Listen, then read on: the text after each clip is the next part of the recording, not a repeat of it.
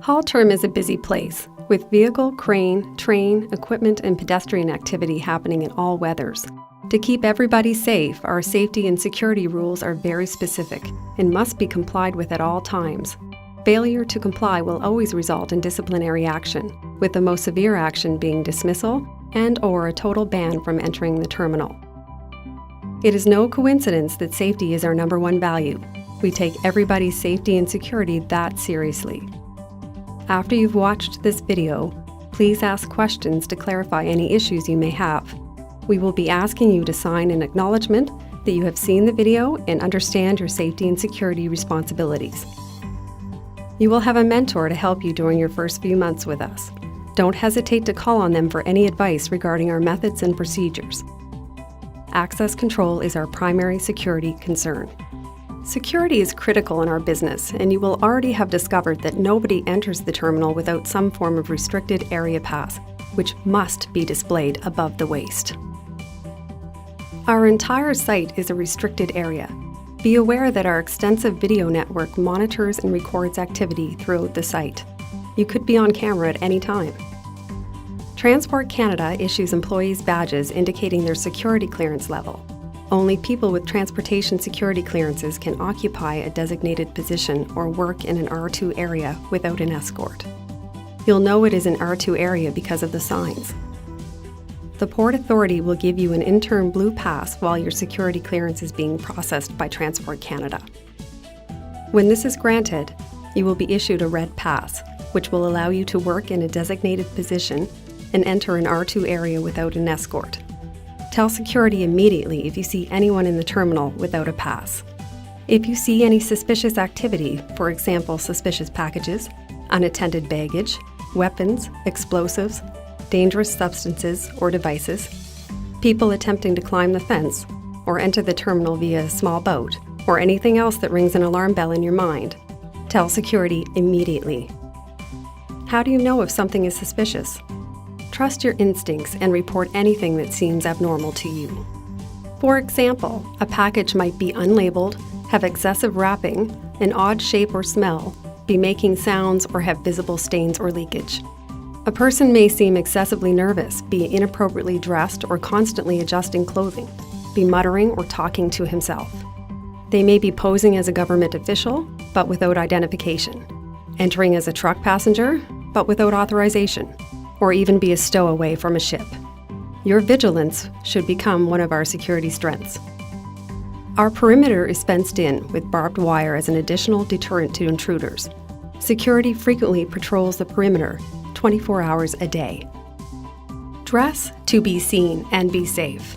When you are working in the terminal, you must wear high-visibility personal protective clothing and use the equipment required for your location or activity. When working with harmful substances, always check the safety data sheets for PPE recommendations. You cannot enter the terminal without a Class 2 high-visibility vest. Maintenance staff wear Class 3 high-visibility overalls. Your footwear, apart from in specified PPE-free zones, must be CSA approved, that is slip-resistant and steel-toed. Truckers, checkers, walking boss, terminal foremen, equipment operators, and operations staff can wear CSA-approved sneakers. Lashers, ship foremen, and maintenance staff must wear full boots. CSA-approved Type 2 hard hats must be worn in all specified areas. Our recommended color-coded hard hat system is yellow for maintenance, blue for lashers, and white for all others. Bump caps can be worn when working in tight or enclosed spaces. Clearly marked high-noise areas require earplugs, adding earmuffs when the noise level is above 104 decibels. Beware of high-voltage equipment. Halterm uses a lockout tag system to control hazardous energy during equipment maintenance. You must be authorized to lock out equipment. Never remove a lock, tag, or sign that's been placed to isolate equipment. If you work within 6 feet dockside of the pier, you must wear an approved personal flotation device. If working at height, from an unguarded structure or vehicle, temporary structure or ladder, you must wear fall arrest equipment. Keep your PPE clean and fit for purpose. Review the manufacturer's cleaning and replacement recommendations. Always inspect your gear prior to use. Hazardous acts or behavior must be reported. Use this hazard reporting or AIM card. Fill it out and place it in a drop box in the hot room, administration building, or garage. You do not have to provide your name. All incidents, including near misses, personal injuries, spills, and property damage, must immediately be reported to the shift manager or garage superintendent for investigation and corrective action. Current security levels, MARSEC levels, are displayed on a sign in front of the security building. Level 1, normal operations. Level 2, increased security measures with extra guards, patrols, and vehicle inspections. Level 3, an imminent threat. The terminal will be closed and everybody instructed to leave, including you. If you are required to drive in the terminal, the speed limit is 15 kilometers per hour through the truck marshalling yard and gates, and 30 kilometers per hour on the pier in ideal conditions. Always use four-way flashers or a beacon light. Use of a cell phone is prohibited when driving or walking through the terminal. Obey all stop signs and traffic markings, and be aware of the location of pedestrian walkways. Don't park or drive in hatched areas. Pedestrians have right-of-way, as do trains. Be aware of truck lanes and vehicle movements, and slow down even more in bad weather and poor visibility. There are hundreds of moving vehicles on our property in any given day. The basic traffic flow pattern is south to north, with arrows painted to mark exceptions.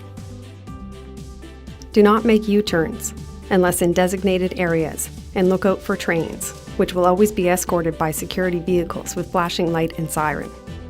Never cut between the escort and train. When moving around on foot, always use the pedestrian walkways. At haul term, we need everybody to react quickly and appropriately in the event of an emergency. Listen to directions and make sure in advance you know exactly what you were supposed to do. Be prepared to assist emergency responders if needed. We define emergencies as injury to people, fire, environmental spill, security concern. Specific procedures are in place for each type.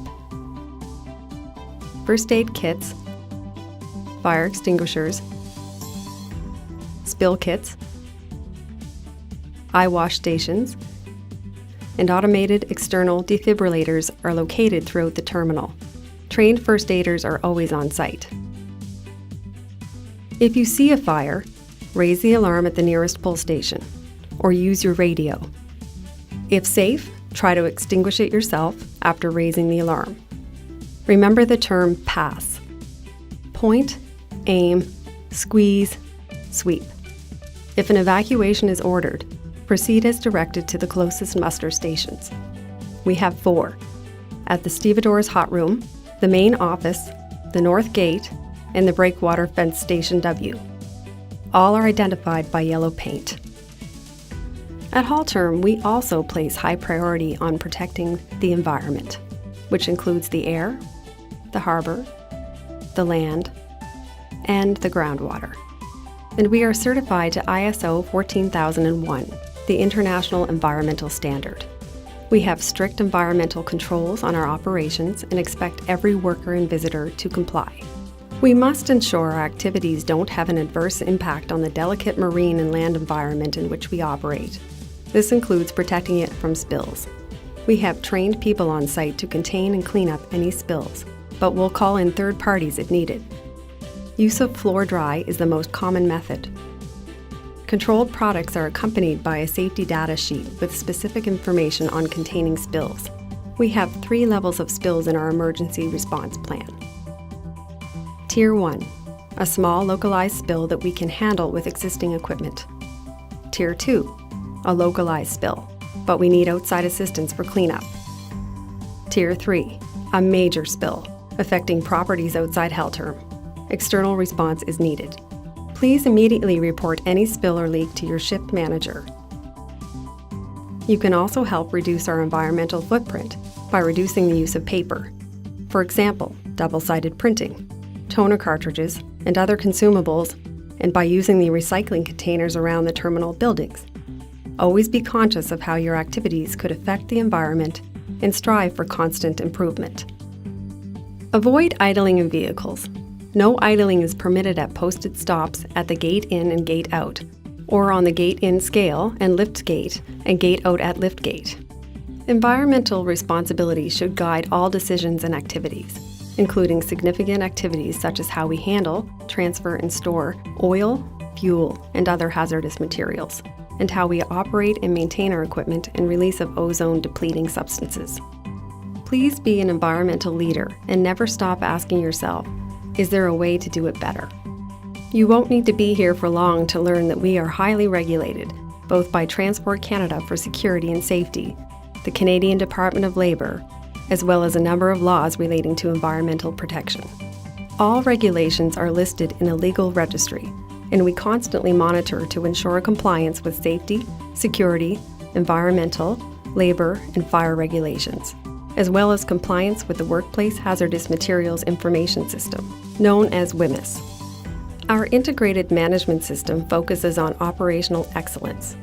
Our policy framework underpins minimization of environmental impact, promotion of employee awareness, incident prevention, including pollution, promotion of stewardship activities, and continuous improvement.